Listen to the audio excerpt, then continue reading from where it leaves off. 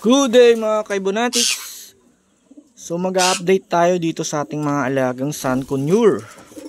So bali pagsilip ko kanina, meron tayong nakitang egg. May isang egg na itong ating alaga. So going for second clutch na tayo mga kaibonatics. Second clutch na ang ating breeding dito sa ating alagang Sun Conure. So kaya naman binigyan natin sila ng calcium na pagkukunan nila, like ito yung mga grits, binigyan natin sila ng grits stones para madagdagan yung kanilang calcium sa habang nade-develop yung egg. Ngayon ito naman binagbigay tayo ng ng stone, dead stone. So galing ito sa volcanic stone to na galing sa lahar. So sort of minerals din nila yan. Ayan, so nagdagdag tayo ng sunflower seeds. So wala yung mga big kaya small lang yung naidagdag natin. Ayun yung nandun sa dulo. At itong bird mix, bigay din tayo yan. So sisilipin naman natin kay Bonatics. Ito pupuntahan na natin sa loob. Tingnan natin kung ano laman. So ayun, mayroon na ang isa. Ayun sila talagang sinisilip din nila. Ayun, mag-asawa. So this time talagang uunahan na natin sila pag talagang napisa na yan at makita natin na malalaki na. I-harvest na natin agad para hindi na nila mapatay. Kasi nga naman yung unang mga anak nila ay pinatay nila talaga. Talagang ganun yung sistema siguro kapag nasa captivity itong mga Sun Conure. So pinapatay talaga nila. Ayaw nila yung may disturbance or may humahawak o may tumitingin-tingin sa mga anak nila. Siguro kapag ganun ang nangyayari, talagang pinapatay nila yung mga anak nila. Kaya naman aabangan natin yan.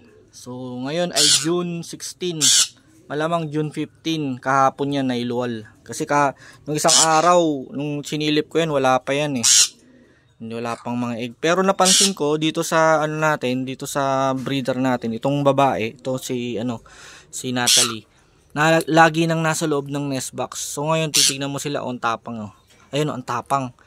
So ganyan yung mga sign kay Bonatics na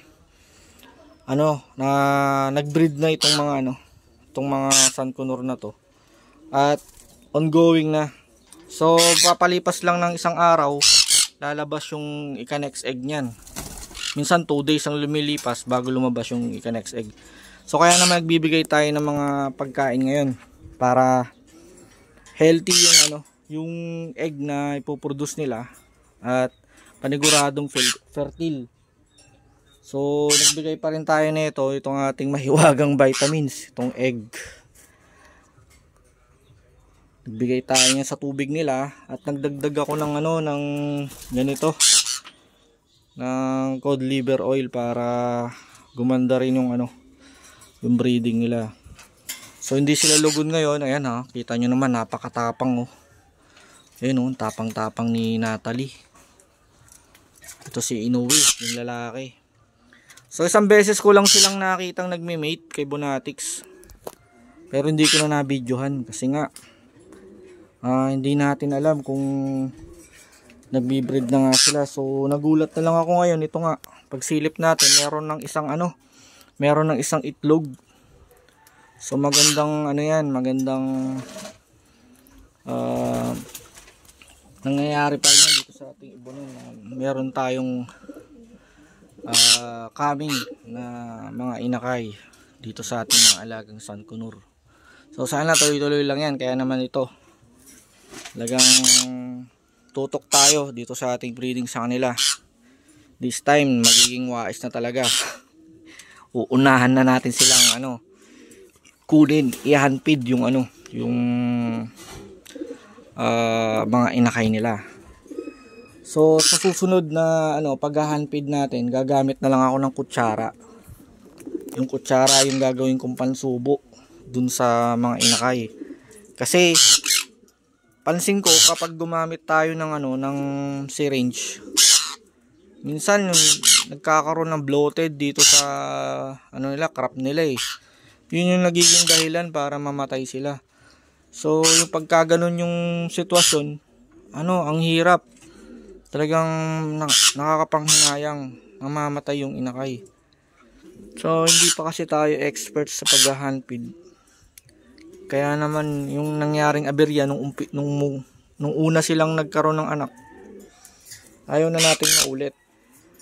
So kaya naman sineshare natin ngayon mga Kaibonatics yung experience natin, para naman sa mga bagong nagbi-breed ng mga ganitong ibon ay hindi na nila mapamarisan, hindi na mangyari sa kanila na mamatayan sila, tapos pagkuha nila ng inakay, handfeed nila, ay mamatay yung mga hinahandfeed nila. Kaya naman ito, dino-document natin, binibidyohan natin para maging successful yung breeding ninyo. So syempre kami, sa akin bilang mag-iibon, so mayroon talagang trial and error sa ganito, yung ups and downs talaga na mamamatayan ka. At sa haba-haba ng paghahanda mo o pag talagang hands-on mo sa pagbibreed sa kanila, ay meron pa rin talagang failure. So kaya naman yung mga failure na yon sa ika-next na breeding nila ay ayaw na nating mangyari.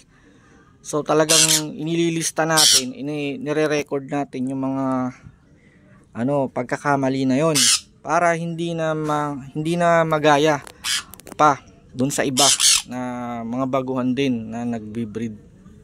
So para maging successful, sa madaling sabi, yung pagbi-breed na nila, hindi na nila maranasan yung naranasan natin sa pagbi-breed sa kanila. So ayan, nag-aano sila ngayon, kumakain sila ngayon. Ayan, talagang araw-araw palit nitong inumin nila. At nagbigay tayo ng prutas. So bukas or sa ibang araw, pag nagawi tayo ng palengke, magbibigay tayo ng mais at mansanas. Yan yung mga paborito kasi nilang mga prutas eh. So ngayon nagbibigay muna ako ng papaya at suha, para may vitamin C sila. Kasi maulan ngayon, paiba-iba yung panahon, maulan tapos biglang iinit ang araw. So may tendency na magkasipon itong mga alaga natin. So kaya naman nagpe-prevention tayo. Nilalagyan natin ng mga vitamins na natural para hindi sila basta-basta tabla ng sakit. At yung itlog nila ay 99 or 100% magfe-fertile. Yan. So mahalaga naman sa pagbi-breed mga Kaibonatics, yung hindi sila nabubulabog. Yung malayo sila sa mga tao na maaring makapag bulabog sa kanila. Kasi pagka nabubulabog tong mga to Kaibonatics, wala, magiging unsuccessful yung ating pagbi-breed. Depende siguro may iba na talagang sanay sa tao. Pero itong sa akin kasi parang mga parang mga aso rin na kapag may ibang tao, ang iingay nila. Talagang kala mo aso na kumakahol. Talagang napakaingay nila. Tapos sobrang tapang nila sa ibang mga tao na bibisita o titingin ng ang alaga natin. Talagang ang tapang nila. Talagang nanunuka sila. Di kagaya natin. Ako talagang aambahan lang nila akong tukain, pero yung talagang hindi nila itutuloy, nasaktan ako. Pero itong si Natalie, minsan pag silip ko sa nest box o nung mga naunang natin, video natin, talagang kinakagat ako sakit Talagang kung mapapaiyak ka sa kirot Talagang baon na baon yung pagkakakagat Talagang dudugo talaga So yan Kaibonatics, yung update natin dito sa ating mga alaga. Yan. Sa ating mga alagang San Conur. Sana ito nga maging successful ulit itong ating pagbi-breed sa kanila at pagpapapisa ng mga itlog nila. Sana makompleto na. Dati kasi 3 eggs lang yung lumabas. Hopefully ngayong season na to, ngayong second clutch nila, maging 4 na yung egg. Minsan daw meron pa nga 5 na lumalabas na egg sa ibang mga breeder.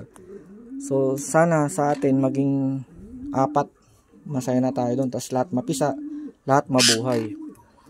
So yun yung worth it yung pagod mo, yung ginagastos mo kapag yung breeding mo ay naging successful. So sa mga Kybonatics natin dyan, kung nakarating ka sa dulo ng video nito at nandito ka sa portion na to, ay kung napanood mo to at nakapulot ka ng mga tips o lesson,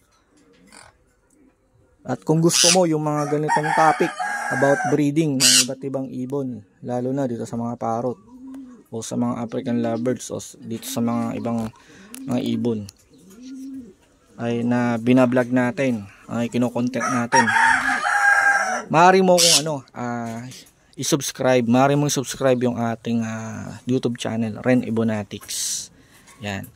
Yung Ren Ibonatics channel po ay patungkol sa pagbibreed ng iba't ibang klase ng ng mga ibon. Yan, bird keeping, hand feeding, yan, mga tips, yan yung mga binabahagi natin, sinishare natin sa ating mga viewers at sa mga subscribers natin. Yan, yung mga tips na yon na makatutulong sa pagbibreed nila. Siyempre, eventually, pag parami na nila yung mga ibon, pwede nilang maging extra income. Siyempre, alam naman iburuhin mo, paramihin mo ng paramihin yung mga mga ibon na yan. Puro palabas ka. So wala man lang papasok sa iyo na kahit papaano, kahit konting income. O pamalit man lang dun sa mga nagagastos mo. Like mga birdseed, pambili man lang ng birdseed, mga sunflower, yung mga vitamins nila. Yan. So kaya naman itong mga Sunconur na to, talagang yung mga presyuhan yan talagang hindi nagbabago. Talagang standard yung presyuhan yan. Kasi nga naman ito, hindi biro yung pagbibreed sa kanila. So kung meron kang ganitong breeder na mga Sunconur, talagang gagastusan mo talaga. Talagang bibilhan mo talaga ng mga pagkain. Kasi yun nga, taas ng taas lahat ng bilihin natin. Yan, tapos mahirap sila talagang i-breed. Kaya yung presyo nila nananatiling mataas. Hindi bumababa. Hindi kagaya sa Alps. Sa sobrang dami ng breeder ng mga nag-aalaga ng African lovebirds, talagang demand and supply talaga eh. Yung supply napakadami. Pero yung demand, dahil sa sobrang dami ng nag-aalaga, kukunti na lang. So yung market ay bumababa. Lalo na yung mga nag-e-export. Sila na lang yata yung talagang kumikita eh. Yung mga nag-e-export na yan eh. Pero tayong mga backyard breeder, alaalaga lang na medyo pag dumami, doon lang tayo nakakapag-out, ay talagang tayo yung tinatamaan na mahirapan tayong pagbenta kung sa pag-aalaga natin ng mga Alps. So pag nag-aalaga kang ganyan, siyempre pwede ka ring mag-upgrade ka pa unti-unti, dadagdag ka ng mga iba pang alaga na medyo may value.